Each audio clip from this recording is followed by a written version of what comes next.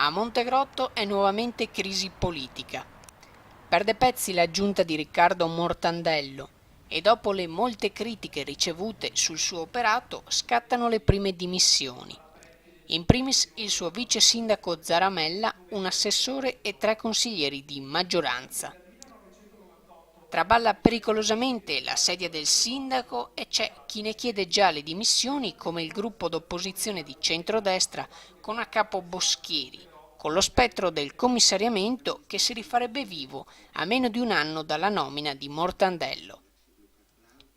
Sarebbe impossibile infatti accodare Montegrotto per questa tornata elettorale e i tempi a quel punto potrebbero divenire fatali per una città che arranca ormai sempre più.